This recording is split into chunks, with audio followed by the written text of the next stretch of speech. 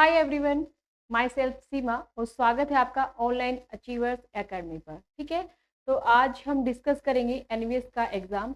Last class में हमने 25 question discuss कर लिए थे। आज जो हमारा क्वेश्चन होगा 26, तो इसमें आपके 100 क्वेश्चन है। ये आपका पीजीटी एनवीएस का पेपर है।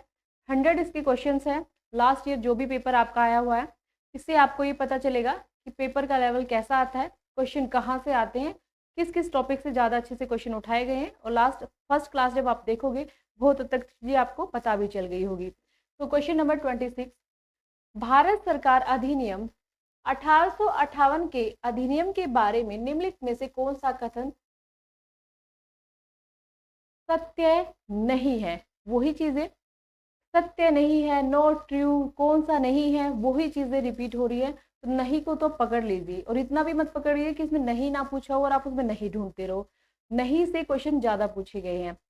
तो 1858 का जो एक्ट आया था, तो ये कब आया था? 1857 की क्रांति के बाद। 1857 की क्रांति के बाद जो 1858 का एक्ट आया था, उसमें बहुत सारे चेंज हुए थे। ठीक है, आपको पता है गवर्नर जनरल से जो बना दिया गया था, वाइसराय बना दिया गया था। ठीक है, एक अलग से राज्य सचिव बना दिया गया था, अलग से बोर्ड बना दिया गया था। उन सब बोर्ड के जो आपके पुराने चले आ रहे थे, board of control, board of director, उनको समाप्त कर दिया गया था। तो ये वाले टॉपिक 1773 से 1947 तक के जो भी एक्ट है, एक एक एक्ट को मैंने बहुत ही डीपली अच्छे से पढ़ाया हुआ है अचीवर्स ऐप पे। तो आप जाकर देख सकते हो, सारे एक्ट वहाँ पे मिलेंगे आपको। तो क्वेश्चन पूछा गया 1858 के एक्ट में जो चेंज होके आए थे, उसमें कौन सा इनमें से नहीं था? भारत सरकार को लंदन में एक नए सरकारी विभाग इंडिया ऑफिस की देखभाल के लिए रखा गया। आपको पता है एक नया सरकारी विभाग बना दिया गया था, जो रहेगा तो कहाँ पर? लंदन में, और देख रेख वो यहाँ पे करेगा, उसका कंट्रोल यहाँ पर रहेगा। जिसका अध्यक्ष सेक्रेटरी ऑफ स्टेट था, बिल्कुल था। जो रानी के परिवार का सदस्य था, ऐसा नहीं था कि रानी की फैमिली में से ही कोई मेंबर होना चाहिए, ऐसा बिल्कुल भी नहीं था। एक बार वायसराय नियुक्त हो जाने के बाद उन्होंने ब्रिटेन में अपनी पार्टी द्वारा त्यागपत्र देने के बाद भी अपना कार्यकाल पूरा किया। ठीक है, ये भी राइट है। वायसराय ने गवर्नर जनरल का खिताब बरकरार रखा, लेकिन उन्हें सीधे ब्रिटिश मंत्रिमंडल का जवाबदेह बना दिया गया। मतलब क्या कहा गया कि वो गवर्नर जनरल रहे, गवर्नर जनरल से वायसराय बना दिए गए, एज इट इज रहे, बस वायसराय बना दिए गए, बट उनको हर चीज का जवाब देना होता था। यहाँ पर जो मंडल बना दिया गया, जो सेक्रेटरी ऑफ स्टेट या सरकारी विभाग बना दिया गया, अब यहाँ के वायसराय को हर काम का जवाब उनको देना होता था। गलत सही क्या करे क्या नहीं करे, कुछ भी यहाँ होता, वो सब चीजें। रानी के वायसराय ने कंपनी के गवर्नर जनरल को भारत के सर्वोच्च पदाधिकारी के रूप में प्रतिस्थापित कर दिया था। जो वायसराय है, वो कंपनी का शासन समाप्त हो चुका था। कंपनी का शासन समाप्त होने की बजाय किसका शासन यहाँ हो गया था? अब एलिजाबेथिया लगा सकते हो, अब सीधा डायरेक्ट ब्रिटिश सरकार का शासन यहाँ पे स्थापित हो चुका था। तो ब्रिटिश सरकार का जो शासन यहाँ पे स्थापित हो चुका था, तो जो क्या था उसमें जो यहाँ फेथफुल मेंबर था, जिसके पर विश्वास किया जाता था रानी की तरफ से, वो कौन था? वायसराय। ठीक है, ये 4 डेफिनेशन है। आपको एक दो डेफिनेशन ऐसी लगेगी शायद ये भी गलत होगी, ठीक है, बट आपको इतना तो पता है कि कहीं भी हम 1858 के एक्ट में ये नहीं पढ़ते कि जो रानी के परिवार का सदस्य था, रानी के परिवार का सदस्य, ऐसा कहीं मेंशन नहीं है। आपको मान लीजिए थोड़ी बहुत स्टेटमेंट समझ ना आए, बट थोड़ा सा उस चीज पे जाना जो आपने कभी सुनी ही ना हो, तो ये चीजें आपने नहीं सुनी, तो सीधा आंसर जाएगा कि ये 1858 के अधिनियम में नहीं थे। और आपको 1858 के अधिनियम को बहुत अच्छे से पढ़ना होगा, तो फिर कोई मिस्टेक होगी ही नहीं। नेक्स्ट चलते हैं 27, विच of the following caused A devastating security of labour in western European? मतलब जो यूरोप में, वेस्टर्न पश्चिमी यूरोप में क्या हुआ था, लेबर की काफी कमी आ गई थी, लेबर की जो है काफी कमी हुई थी, मजदूरों की काफी कमी हुई थी। तो वे पूछ रहे हैं कि वो किस, इसमें से कौन सा कारण है? ठीक है, सोशल अनरेस्ट है, सोशल सामाजिक असमान, मतलब सामाजिक अशांति है। आपको एक क्रूजडो ये पढ़ा था ना आपने, जो पढ़ते हैं, युद्ध पढ़ते हैं, ये है, या द 2 years वार, जो 100 सालों तक युद्ध चला था, ये है, या फिर द ब्लैक डेथ। मतलब एक प्लेग की बीमारी फैली थी, आपको पता है, जिसमें बहुत सारे लोग मारे गए थे, बहुत सारे मजदूर, मतलब जो लेबर सब, बहुत सारे लोग मारे गए थे, काफी मजदूरों की कमी हुई थी। तो बहुत पश्चिमी यूरोप में लेबर की, मजदूरों की या श्रम की कमी होने का मेन कारण द ब्लैक डेथ, काली मौत थी। ठीक है, नेक्स्ट चलते हैं। ये वर्ल्ड हिस्ट्री से क्वेश्चंस लिया हुआ है। निम्नलिखित में से किस वाकाटक राजा ने अनुदान ग्राहियों को चेतावनी दी कि यदि शासक के खिलाफ साजिश रची गई तो उनका अनुदान रद्द किया जाएगा? देखो, आपको पता है कि सभी अनुदान देते थे, पैसा देते थे, कोई जमीन दे दी, किसी ने बड़ा सारा इनाम दे दिया, किसी ने पूरी एक क्या कर दिया, घर दे दिया, तो अनुदान दी जाती थी, ज्यादातर तो जमीनें दी जाती थी। तो वाकाटक राजा ने अनुदान ग्राहियों को कहा कि जिसको भी अनुदान दिया गया है कि चुपचाप अपना अनुदान लो, जैसा हम कहें ऐसा करें। अगर आपने इस अनुदान को लेकर थोड़ा बहुत भी अपने ज्यादा मतलब एक्शन लिए, हमारे खिलाफ जाने की कोशिश की, तो क्या कर दिया जाएगा, आपसे चीजें वापस ले ली जाएगी। तो ये किस राजा ने किया था? तो ये वाकाटक वंश के प्रवरसेन द्वितीय ने किया था। आपको पता है वाकाटक वंश था एक, और वाकाटक वंश का जो संस्थापक वो विंध्य शक्ति थे। विंध्य शक्ति ये ब्राह्मण थे, ब्राह्मण धर्म से माने जाते थे, और विंध्य शक्ति ने इसकी स्थापना की थी। फिर उसके बाद वन बाय वन प्रवरसेन प्रथम आता है, रुद्रसेन प्रथम आता है, प्रवरसेन, पृथ्वीसेन, ये सब चलते रहते हैं। बाद में आते प्रवरसेन द्वितीय, जो इसमें वाकाटक वंश में काफी इंपोर्टेंट माने जाते हैं, और इसने काफी सारे चेंज किए थे अपने काम के दौरान या अपने शासन के दौरान। नेक्स्ट है, which of the following was an Alvar sant? मतलब अलवार संत कौन है? एक शैव धर्म थे, अलवार थे, आपने देखा शैवयात धर्म, अलवार धर्म, विष्णु धर्म। तो इसमें से पूछ रहे हैं वो कौन है जो अलवार संत है? तो वो है अंडाल। ठीक है, जब अलवार संत के अलग अलग पढ़ेंगे, और शैव धर्म के अलग अनुयायी पढ़ते हैं, ठीक है, उसके बाद अलवार संत के अलग पढ़ते हैं, वैष्णव धर्म के अलग पढ़ते हैं। तो इसमें कौन है? आपसे अलवार संत के बारे में पूछा है, तो वो कौन है? आपके अंडाल है, Andal. Next, which of the flowing? तो ये आपको शैव धर्म, अलवार और वैष्णव धर्म, बौद्ध धर्म, जैनिज्म, ये सारे सब भक्ति आंदोलन, धर्म सुधार आंदोलन, सारे टॉपिक हमें कवर करने होते हैं। Which of the following were believe of the philosophy of predetermination? Predetermination वाली जो फिलोसफी है वो आजीविक संप्रदाय वाले रखते थे। पूर्व निर्धारण, प्री डेटर्मिनेशन जो पूर्व निर्धारण होती है, उस दर्शन में विश्वास करते थे। कौन से संप्रदाय वाले? तो सीधा सीधा जाना आपको, आजीविक संप्रदाय वाले। ठीक है, ये पूछा गया आपको, लोक्यात संप्रदाय था या फिर चारणाक संप्रदाय था, आजीविक संप्रदाय था या जैन? जैन संप्रदाय वाले लोग ही प्री डेटर्मिनेशन फिलोसफी में बिलीव करते थे। तो ये किससे कुछ क्वेश्चन पूछा गया है? आजीविक संप्रदाय से आपसे क्वेश्चन पूछा गया है, क्योंकि जैसे ही आजीविक संप्रदाय के बारे में आपने पढ़ा हो, सुना हो, आजीविक संप्रदाय किससे, जब बौद्ध धर्म आता है, जैन धर्म आता है, बौद्ध धर्म वाले जो अशोक है, दशरथ है, आजीविक संप्रदायों के लिए काफी गुफाएं दान में करते हैं। तो ये भी एक संप्रदाय था, बौद्ध और जैन की तरह ही, बट ये ज्यादा फैला नहीं। निम्नलिखित में से कौन सा ग्रंथ तक्षशिला में मौर्य कालीन मंत्रियों कारिंदों के कुशासन के विरुद्ध हुए अख्यात असंतोष को बताता है? अब ये क्या कह रहा है, एक मिनट, पेन चेंज करते हैं। तक्षशिला में जो मौर्यकालीन मंत्री थे, उनके जो कुशासन के विरुद्ध हुए अख्यात असंतोष के बारे में कौन सा ग्रंथ बताता है? तो देखिए, दिव्यवदान, दिव्यवदान बौद्ध ग्रंथ है, और इसमें बुद्ध की काफी कथाएं बताई गई हैं। महाभाष्य पाणिनि का ग्रंथ है। युग पुराण पुराण है। अशोकावदन, जिसमें अशोक से रिलेटेड बातें हैं, अशोकावदन है। तो क्या कह रहे हैं कि जो भी ये बातें बताई गई हैं मौर्यकालीन मंत्रियों के बारे में, तो ये दिव्य वदान के अंदर बताई गई है, दिव्य वदान। तो बौद्ध ग्रंथ और जैन ग्रंथ बहुत ही ज्यादा इंपॉर्टेंट है, और एग्जाम में कितने सारे क्वेश्चन यहाँ से आए हैं। तो इसलिए कोई भी टॉपिक हम ये कह नहीं सकते 100 क्वेश्चन में भी ये टॉपिक आप छोड़ दीजिए या ये नहीं करना। एनवीएस ऑलमोस्ट हर टॉपिक को कवर करता है।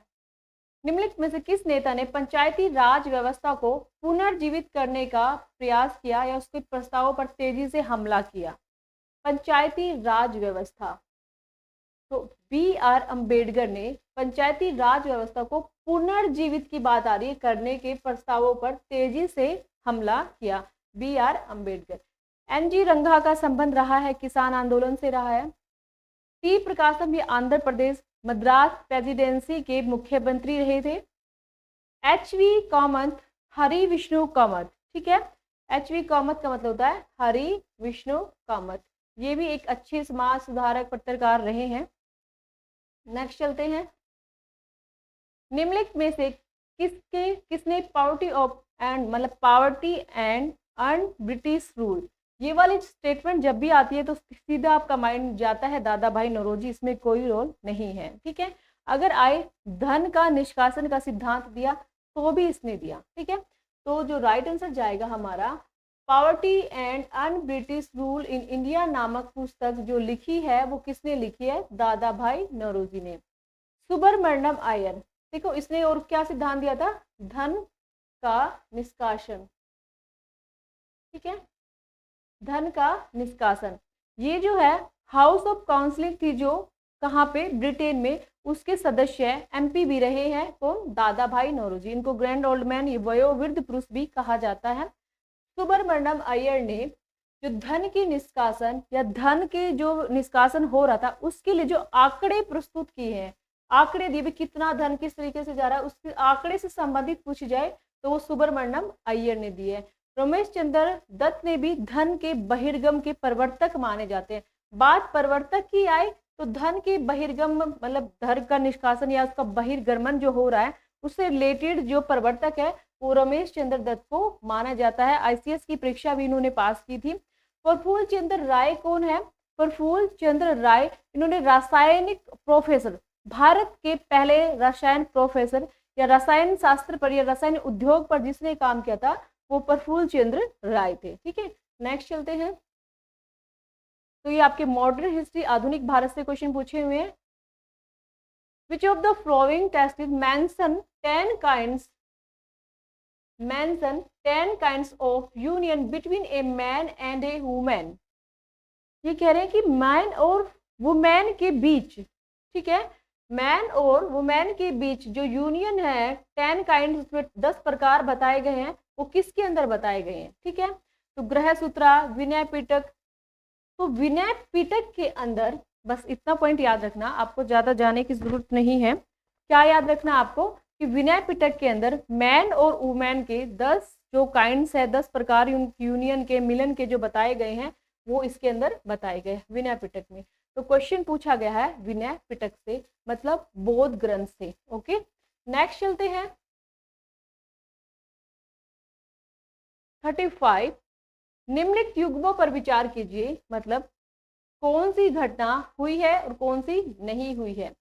तो राइट बताना, हमने असत्य वाली बात नहीं है, कौन सा था। ब्रिटिश ईस्ट इंडिया कंपनी द्वारा मद्रास की खरीद 1640 में हुई थी, ठीक है। उसके बाद फ्रांसीसी ईस्ट इंडिया कंपनी द्वारा मद्रास पर कब्जा 1746, अंग्रेजों के लिए मद्रास की बहाली 1750। तो राइट आंसर कौन सा है ये पूछा जा रहा है, कौन सा गलत है कौन सा राइट है, मतलब इसमें सही मेल नहीं खा रहा। देखो ऊपर नहीं वाली स्टेटमेंट नहीं दी हुई है, नहीं वाली जो स्टेटमेंट है वो नीचे दी हुई है, नहीं इनमें से कौन सा मेल नहीं खाता। तो अंग्रेजों की मद्रास की बहाली 1750 में ये मेल नहीं खाता, बाकी दोनों राइट आंसर है, ठीक है। तो ये आपका मद्रास जब हम पूरा पढ़ते हैं, मद्रास पर इनका कब्जा होता है, पांडिचेरी पे होता है, पहले किस किस के बीच होता है मद्रास को लेकर झगड़ा, पांडिचेरी को लेकर, कर्नाटक को लेकर, वो सारा हम मतलब डिटेल में पढ़ेंगे। तो तभी हम इसको, जब प्लासी का युद्ध होता है, बक्सर का युद्ध होता है, मद्रास को लेकर किस किस के बीच युद्ध होता है, तो वहाँ सारी स्टेटमेंट हमको मिल जाती है। तो जो राइट आंसर है मतलब नहीं मेल खाता, तो ये मेल नहीं खाता। नेक्स्ट चलते हैं, निम्नलिखित में से कौन सा प्रशासनिक उपाय लॉर्ड विलियम बेंटिंक से संबंधित नहीं है। इनमें से कौन सा है जो लॉर्ड विलियम बेंटिंक से संबंधित नहीं है। ठगी का दमन, देखिए ठगी का दमन बिल्कुल संबंधित है, कब हुआ था 1830 में। ठगी प्रथा, जो ठगते थे लोग रास्ते में तो ठग लेते थे, चोरी कर लेते थे, तो ठगी प्रथा का जो दमन है वो 1830 में होता है। सी प्रथा को लेकर राजा राम मोहन राय के साथ मिलकर जो समाप्त किया गया 1829 में था। थॉमस बेबिंगटन मैकाले के भारतीय शिक्षा कार्यों का समर्थन 1835 में, ठीक है, 1835 में आपको पता है भारतीय शिक्षा पर जो मैकाले ने अपने जो पॉइंट्स रखे थे और उसकी सहमति दी थी, तो वो 1835 में आई थी। तो तीनों राइट है। स्थायी बंदोबस्त की समीक्षा से इसका संबंध नहीं है, ठीक है। ये तो आपको भी पता है कि कान वाली साई या जे तो हम मान भी सकते हैं। नेक्स्ट चलते हैं। द टर्म बलूतदार, बलूतदार ये वर्ड है, ठीक है। अब ये बलूतदार जो वर्ड है use to denote which of the following social criteria, मतलब किसके लिए ये यूज किया हुआ, इन चारों में से ये वाला वर्ड किसके लिए यूज किया गया। मनी लेंडर साहूकार, ट्रेडर क्या होते हैं ट्रेडर, व्यापारी, लेबर्स लेबर काम करने वाले मजदूर, सर्विस पीपल सेवा करने वाले सेवा लोग। तो ये जो बलूतदार वर्ड है सर्विस पीपल के लिए यूज किया गया है। तो कहीं भी बलूतदार आए तो समझ लेना वो लेबर्स नहीं है, ट्रेड नहीं है, मनी लेंडर्स नहीं है, सर्विस पीपल है बलूतदार। क्वेश्चन नंबर 38, निम्नलिखित में से कौन सा तथ्य है पिट्स इंडिया एक्ट। अभी तो एक 1858 का एक्ट आया था, अभी आता आपका पिट्स इंडिया एक्ट। और आपसे पूछा जाए पिट्स इंडिया एक्ट में कौन सा मत था या कौन सा मत नहीं था। तो देखिए कुछ चीजें अगर आपने ना भी पढ़ी होगी ना तो भी आप आइडिया लगा सकते हो चीजों को पढ़ के। भारत सरकार ये कह रहे नहीं पूछा है हमसे। भारत सरकार को एक गवर्नर जनरल और उसकी काउंसिलिंग के अधीन रखा गया था। बिल्कुल, भारत सरकार को एक गवर्नर जनरल और उसकी काउंसिलिंग बना दी गई थी, उसके अंडर में ही कार्य थे उसके। भारत में प्रमुख सेवकों की नियुक्तियों में क्राउन की स्वीकृति की आवश्यकता पड़ती थी। मतलब भारत के जो प्रमुख सेवक थे उनकी जो नियुक्त करनी होती थी उनको नियुक्त तो क्राउन की ही स्वीकृति लेनी होती थी। भारत अपनी मर्जी से किसी को सेवा में नहीं दे सकता था, क्राउन से पूछा जाता था तभी सेवा में लिए जाते थे। सभी कानूनों को भारतीय भाषा में उचित अनुवाद के साथ मुद्रित किया जाना था। ऐसा हो सकता है कि वो ये बात बोले कि भारत के सभी कानून जो है उनको भारत की भाषाओं में, जो सारी भारत की भाषाएं जो सबको समझ आए उसमें ही किया जाए, ऐसा बिल्कुल भी नहीं था। बोर्ड ऑफ डायरेक्टर्स में अधिक से अधिक शक्ति बोर्ड ऑफ कंट्रोल को स्थानांतरित कर दी गई थी। तो बोर्ड ऑफ कंट्रोल को ज्यादातर शक्तियां दे दी गई थी पिट्स इंडिया एक्ट के अंदर, ठीक है। पहले ज्यादा शक्तियां बोर्ड ऑफ डायरेक्टर के पास थी, तो और शक्तियां ज्यादा फिर किसको दे देगी, बोर्ड ऑफ कंट्रोल के पास भेज दी गई थी पिट्स इंडिया एक्ट के अंदर। तो कौन सा नहीं था, सभी कानूनों को भारतीय भाषाओं में अनुवाद नहीं कराने की बात बिल्कुल भी नहीं कही गई थी। कार्ल मार्क्स और फ्रेडरिक एंगेल्स द्वारा लिखित दी कम्युनिस्ट मैनिफेस्टो पहली बार प्रकाशित किया गया था। कार्ल मार्क्स ने एक फ्रेडरिक एंगल्स द्वारा लिखित दी कम्युनिस्ट फेस्टो, ये क्या था अभी, इसमें मार्क्सवादी सिद्धांत के बारे में लिखा हुआ था। मार्क्सवादी सिद्धांत है, इसको साम्यवादी पत्र भी कहा गया है। ये जो कम्युनिस्ट मैनिफेस्टो है इसको साम्यवादी पत्र भी कहा गया है।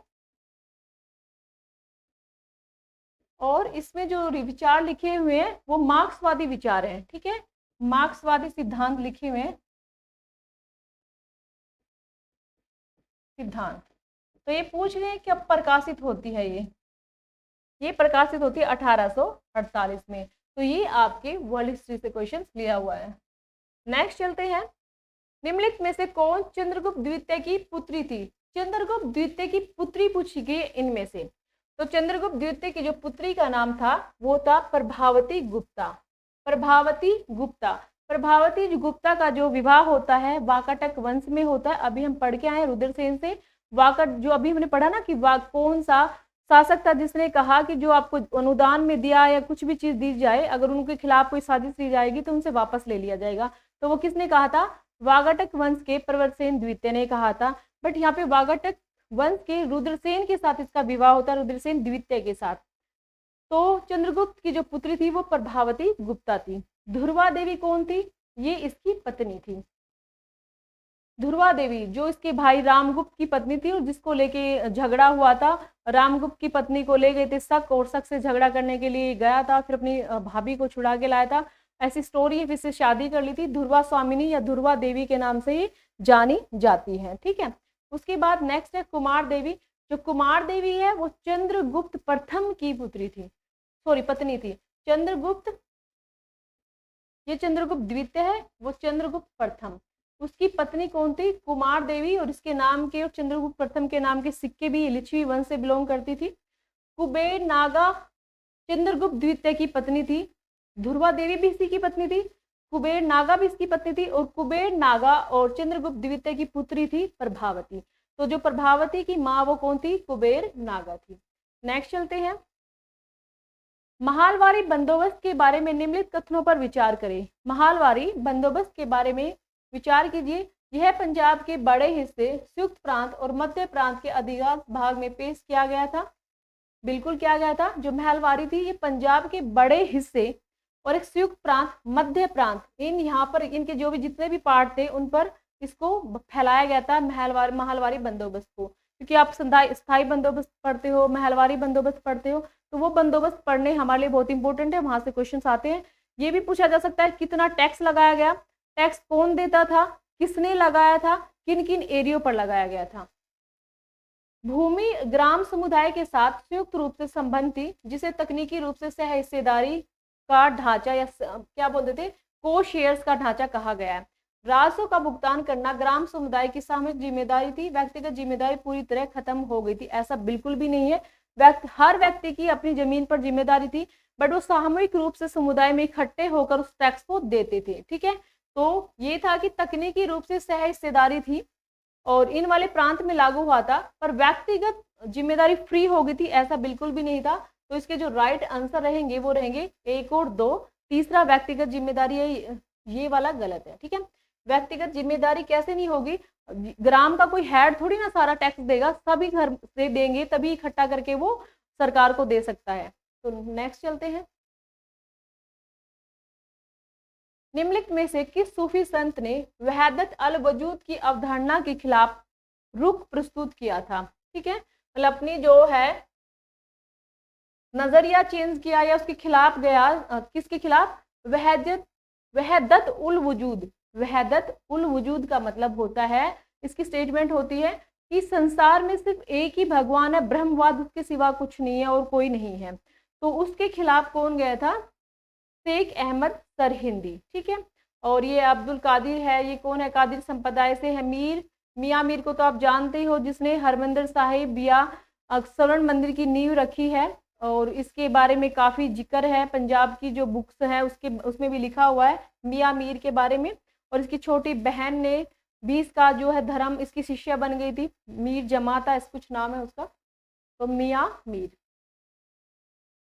इंग्लैंड में शुरुआती उद्योगों की वृद्धि के लिए निम्नलिखित में से कौन सा कारक जिम्मेदार नहीं है? इंग्लैंड में उद्योग क्रांति हुई थी, उद्योगों की वृद्धि हुई थी, तो इसमें कह रहे कि कौन सा कारक नहीं है। तो ये क्वेश्चन कहाँ से पूछा गया है? इंग्लैंड की क्रांति से। कृषि उत्पादन में सुधार हुआ था, बिल्कुल होगा जब उद्योग होंगे तो। अधिक ब्याज दर, कच्चे माल पर नियंत्रण, कोयला और कपास, बिल्कुल। जनसंख्या की मतलब संख्या ज्यादा थी, उससे पूरा लाभ लिया जा रहा था, कच्चे माल पर नियंत्रण किया जा रहा था। अधिक ब्याज दर उद्योग क्रांति का कोई रीजन माना जाता है क्या? अगर आप बहुत ज्यादा ब्याज बढ़ा दोगे वो तो क्रांति को या फिर उद्योगों को लॉस में लेके जाएगा, न कि बढ़ाएगा।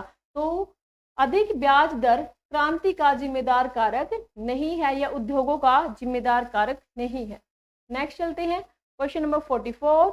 निम्न में से कौन सा ग्रंथ पिपली वन में स्थित मौर्य नामक गैर राजसिक कबीले की बात करता है? पिपली वन में स्थित मौर्य नामक एक राज कबीला था, ठीक है, तो उसकी बात करता है कौन सा ग्रंथ? गैर कबीले की बात करता है तो महापरिनिबाब सूत, मुद्रा राक्षस, प्रेसिस पर्वन, मिलिंद पन्हो। महापरिनिबाब सूत है, ये बात करता है पिपली वन में गैर कबीले की। ठीक है, तो जो पिपली वन है उसका संबंध बताया कि वहाँ मौर्य जाति थी, गैर कबीला था और ये थी, वहां से बिलोंग करता है चंद्रगुप्त मौर्य। तो उन सब चीज़ों के बारे में अलग अलग स्टेटमेंट दी गई है। तो ये कह रहा है कि जो ये मौर्य नामक गैर कबीला राज कबीला बताया गया है वो कौन सी बुक में बताया गया है, कौन से ग्रंथ में? तो महापरिनिबाब सूत। ये महापरिनिबाब सूत है क्या? ये एक सूत्र है। दीर्घ निकाय आपने पढ़ा, अभी लास्ट क्लास में मैंने पढ़ाया दीर्घ निकाय, अंगुत्तर निकाय। तो दीर्घ निकाय का एक सूत्र है ये महापरिनिबाब, क्योंकि बहुत सारे सूत्र होते हैं और उसका एक सूत्र है, उसी सूत्र में लिखा हुआ है। और इस सूत्र में और क्या लिखा हुआ है?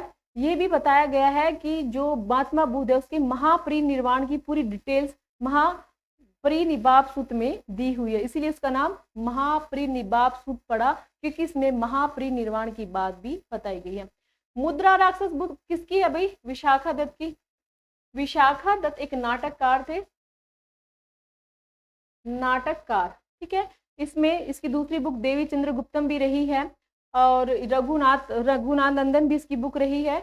मुद्रा राक्षस इसकी बुक है। इसमें जो लिखा हुआ है इसमें मौर्य और या आप कह सकते हो कि वो विष्णुगुप्त चाणक्य की पूरी चालाकी, राजनीति, कूटनीति सब इसके अंदर लिखी हुई है। अर्थशास्त्र में पूछा जाए तो अर्थशास्त्र में राजनीतिक और लोक प्रशासन की बात लिखी गई है। मुद्रा राक्षस में पूछी जाए तो चाणक्य की कूटनीति या उसके जो प्रशासन से रिलेटेड बातें हैं वो लिखी गई है, ठीक है। प्रीशिष्ट पर्वन, प्रीशिष्ट पर्वन जो बुक है ये किससे रिलेटेड है? जैन धर्म से रिलेटेड है। और मिलिंद पन्हो जो बुक है वो किससे रिलेटेड है? वो बौद्ध धर्म से है, जिसमें मिलिंद और नागसेन के जो आपस की बातचीत है। मिलिंद मिनांडर जो आप पढ़ते हो, हिंदी यवन का एक शासक था मिनांडर और एक बौद्ध भिक्षु था नागसेन, उन दोनों से रिलेटेड डिस्कस हो रखा है, इसमें बौद्ध धर्म से रिलेटेड बातें हो रखी है, तो उनकी क्वेश्चन आंसर है। तो मिलिंद का मतलब होता है मिनांडर, पन्हो का मतलब होता है प्रश्न उत्तर। तो ये वाला पॉइंट्स है। नेक्स्ट चलते हैं। Which of the flowing was the chairman of the drafting committee of constitute assembly? मसौदा कमेटी, ठीक है, मसौदा। और ये ड्राफ्टिंग कमेटी पूछा गया कि ड्राफ्टिंग कमेटी के जो मेन चेयरमैन थे वो कौन रहे थे? तो BR अम्बेडकर ही इसके चेयरमैन रहे हैं। तो मसौदा कमेटी या ड्राफ्टिंग कमेटी के जो चेयरमैन रहे हैं वो BR अम्बेडकर रहे हैं, ठीक है। ये जब 1947 से बाद का इतिहास पढ़ते हैं या फिर हम पूरा संविधान सभा की बैठक, उनका गठन, संविधान सभा पूरा पढ़ेंगे, उसमें भी हमें ये सारी चीज पढ़ने को मिलती है। तो अलग से 1947 तक हम हिस्ट्री पढ़ने के बाद उसके बाद 1947 का भारतीय इतिहास भी पढ़ते हैं, वहां पर भी ये क्वेश्चन हमें सारे मिल जाते हैं। ओके। वाड़ीवांस का युद्ध अंग्रेजों और फ्रांसीसियों के बीच होने वाला युद्ध था और इस युद्ध में अंग्रेजों की विजयी होती है और 1760 में, तो आपसे डेट पूछी गई है 1760 में, और इसमें यहाँ पे पांडिचेरी है जो अंग्रेजों को मिल जाता है। नेक्स्ट चलेंगे। निम्नलिखित मंगोल शासकों पर विचार कीजिए। ये सारे मंगोल शासक है। 11th की NCERT में टॉपिक पढ़ते हैं हम इस्लाम धर्म का उदय, वहां पर भी ये वाला क्वेश्चन मिलता है। और वर्ल्ड हिस्ट्री में हम अलग से पढ़ते हैं इस्लाम के बारे में, तो वहां पे भी ये क्वेश्चन पढ़ता है कि पहले कौन मंगोल था, क्या था, वो सारी चीजें मिलेगी। तो सबसे पहले कौन था? कालक्रम में लगाना है। आपने NCERT की बुक 11th की बुक देखोगे, उसमें पूरा एक ट्री बना रखा है और ट्री में इनको एक सिस्टम से दिखा रखा, पहले नंबर पे कौन थे, तीसरे नंबर पे कौन थे, ऐसे मतलब एक तना पेड़ बना रखा, उस पे ये फर्स्ट नंबर पे आया, सेकंड पे आया, थर्ड पे आया, फोर्थ पे आया। तो वो वाला टॉपिक भी पढ़ सकते हो आप। कौन सा विकल्प उनके सही कालानुक्रम में प्रतिनिधित्व करता है? ठीक है, तो पहला काबुल खान था, दूसरा उसके बाद चिंगेज खान था और उसके बाद कबुलाई खान था। तो पहला है काबुल खान, काबुल, उसके बाद चिंगेज खान और तीसरा कबुलाई खान। ठीक है, ज्यादा इतिहास फिर यहाँ से स्टार्ट होता है इस्लाम का। आगे चलते हैं। मुगल काल के निवासी खेतीहर के लिए निम्नलिखित में से कौन सा शब्द प्रयुक्त नहीं किया जाता था? मतलब निवासी खेतीहर मतलब जो वहां रहकर अपनी खेती करते हैं, निवासी खेतीहर उनको बोला जाता है। तो इनमें से कौन सा वर्ड यूज नहीं किया हुआ है? देखो, एक तो खुद कास्ट, खुद की जमीन होती है, उस पर कास्ट करते काम करते हैं, मजदूर रख सकते हैं, मजदूरों से काम कराया जा सकता है, पर मतलब खुद की जमीन पे खुद ही, ये नहीं किसी को पट्टे पर या ठेके पे दे दिया। खुद कास्ट उनकी खुद की जमीन होती है। घरोहल अपने हल होते हैं, उनके पास थोड़ी बहुत जमीन होती है, अपने हलों से जोतते हैं और खुद खेती करते हैं। पे कास्ट का मतलब होता है दूसरे गांव में जाकर ठेके पर जमीन लेकर वहां पे कार्य करना, तो वो निवासी खेतीहर नहीं बोले जाते। मिरासी भी होते हैं जिनके पास अपनी जमीन होती है, मिरासदार जिसको बोलते हैं, वो अपनी खेती करते हैं। तो पे कास्ट वो होता है जो निवासी खेतीहर शब्द उनके लिए नहीं यूज कर सकते।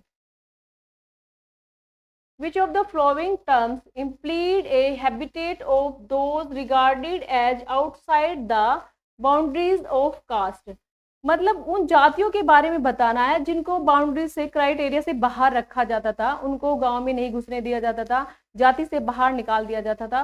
तो वो वाली जो कास्ट है उनके लिए कौन सा वर्ड यूज होता है इसमें, मतलब कौन सी जगह, मतलब following term implied a habitat of those regarded outside the boundaries of caste. ठीक है, तो उनके लिए वो जगह पूछी गई है कि जहाँ वो रहते थे, उनके लिए जो जगह का नाम क्या था, वो पल्ली, चेरी, पुरम, पट्टी। तो चेरी जो वर्ड है उन जातियों को जिनको एक्सेप्ट नहीं करता था, बाहर निकाल दिया जाता बाउंड्री से, तो उनके लिए ये चेरी वर्ड का यूज हुआ है। तो चेरी नामक स्थान था जहां पर वो रहते थी वो जातियां।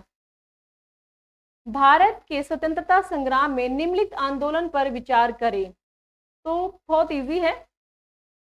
सबसे पहले क्या आएगा आपका, रोलेट एक्ट। रोलेट एक्ट आता है 1919 में, जब ये आएगा पूरा आंदोलन इस पर होगा।